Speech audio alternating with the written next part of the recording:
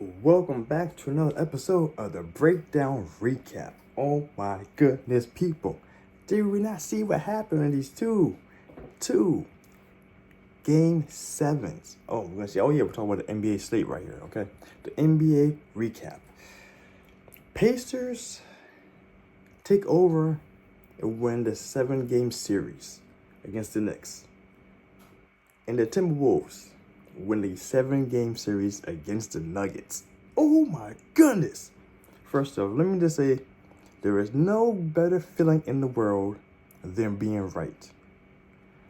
Unless you top that off with making money with being right. You know what I'm saying? Just throwing it out there, So unfortunately though, it wasn't as good. We went 3 for 4 for our picks for the parlay. You know what I'm saying? Just throwing it out there. But let's talk with a little recap on this, all right? So, as I was saying, from the very beginning, I saw Pacers winning this series. From the very beginning. I actually didn't have a definitive number on it. The New York Knicks did a lot better than what I expected. Even though they were the slower team with the better defense, they still were able to stick it in. Stick in and stay in longer than expected. This last game, I did say it was going to be probably kind of a blowout, which showed 130 to 109.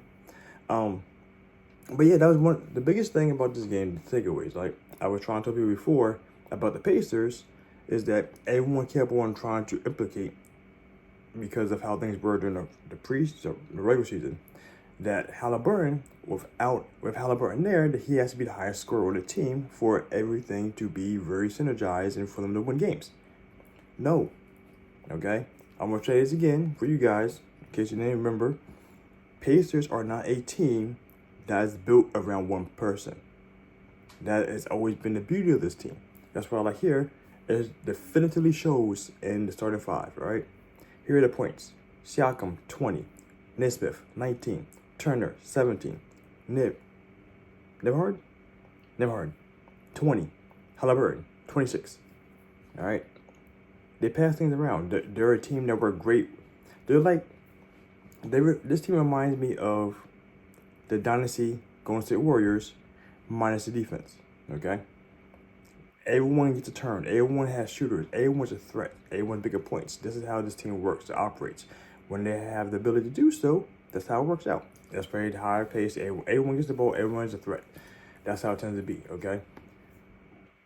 Excuse me. And this here, the Knicks issue is that the Knicks had to keep up with them or stop them from getting off the ground.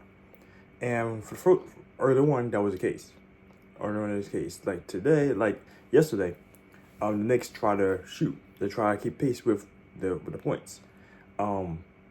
Unfortunately, Brunson was unable to do so because he had ended up getting injured.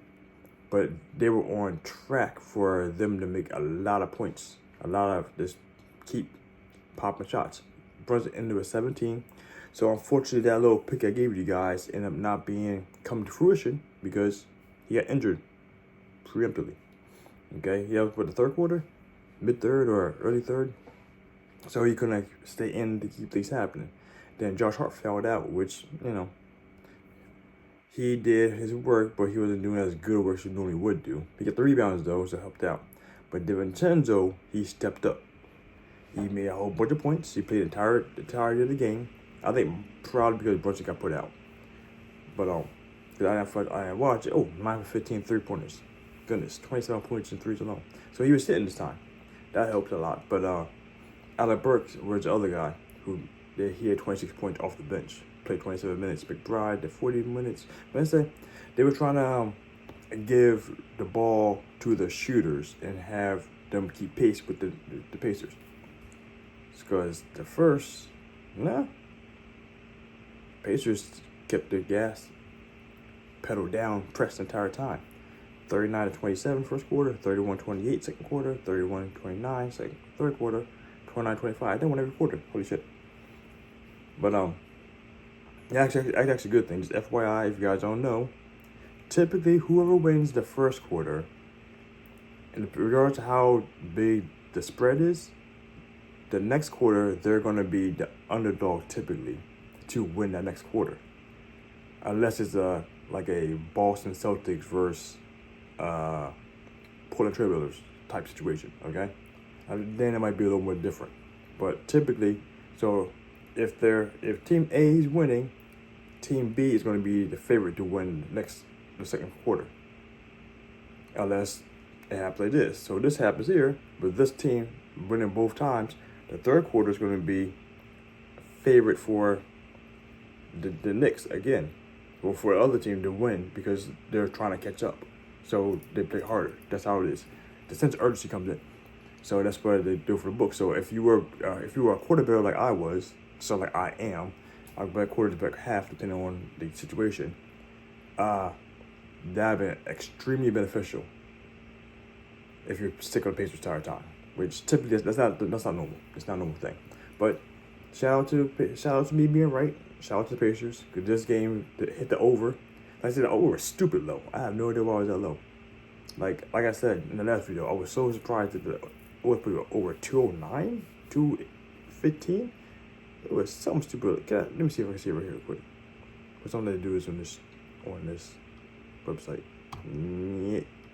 Yet. Nope. Let me not on this page at least. But yeah, so it was super, super low. And I wouldn't even consider not even having it. But yeah, so they blew it out the water. Fantastic. So if you guys played overs the entire time, I think 6 of the 7 overs hit. Congratulations, because that was just easy money. They kept putting a super low at 218, 215, shit like that. Why? Free money there. So that being said, good job, Pacers. You get the work cut out for you playing Boston Celtics. I can't wait to cover that series. Oh boy. And then after that though, them Timberwolves though, keeping my dreams alive for that future bet. All I gotta do now is win this next game, and then my bet cashes. I mean, it's nothing too crazy, but just a little something. Like, I can't wait the next year though. I'll write that down. I have a whole bunch of future bets I want to put in, going further along, see if I can make some bigger parlays. Oh my goodness. If I can, we'll see. All right. Don't worry, you guys will know about that come time. But Timberwolves came out of nowhere. They were down 20 at halftime. Down 20 at halftime. Brought that shit back. Oh my goodness. Timberwolves. What was going on? They just woke up. And he probably yelled in the background. He did the LeBron. He did the LeBron, but as a young kid. LeBron's talking down the cast. Yo, guys, we better step it up. We got things to do. We got some money. Whereas he's like, you motherfuckers better pick it up. I got that shit off. You know what I'm saying? And it worked out because Cat turned up. After Herbert Gobert turned up. AE turned up. Oh my goodness, the defense is off the chain. Oh man, by the way, this is what killed us because I expected them to be both over 100.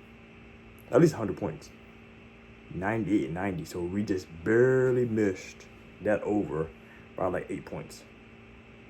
But I mean, either way though, game turned out great, turned out fantastic. We lost that one right there. We're still alive for the parlay. I gotta see because I don't think they'll let me cash out, which I gotta make a video about that. I might make that today.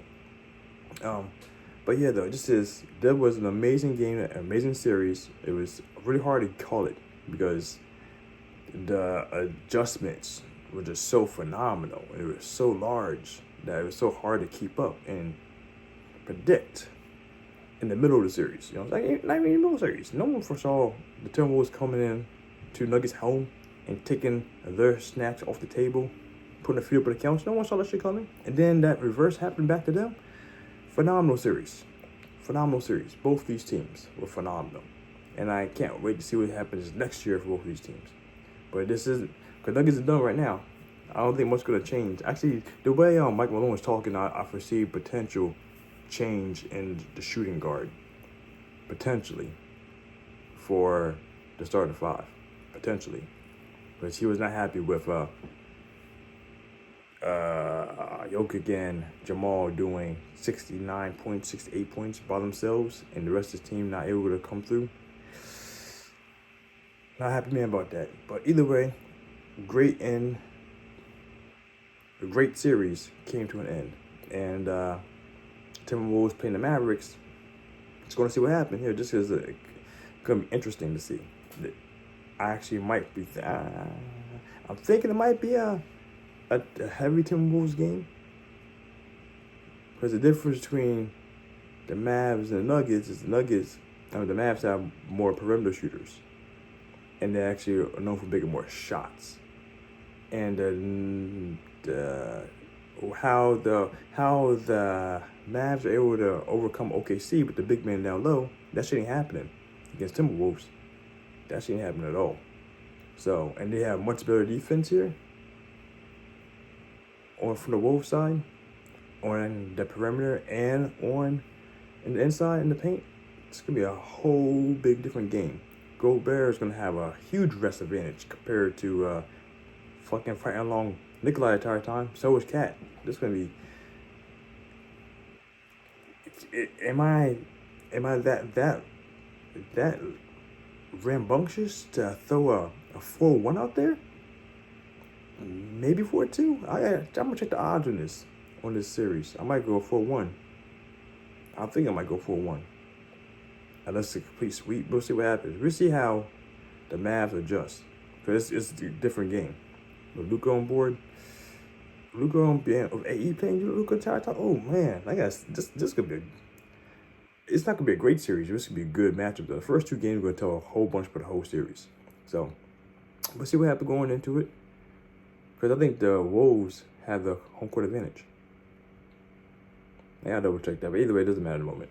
So yeah. Either way, great into good series. Went 3 or 4 for this. If you were playing individuals, it was fantastic, phenomenal. You played the spreads, they both hit. You played the over for the Pacers, you hit that. Played the under for the Timberwolves, you hit that. You know what I'm saying? So hopefully get out there, get some money. You know what I'm saying? Happy gambling grinders. Make a wish. Out.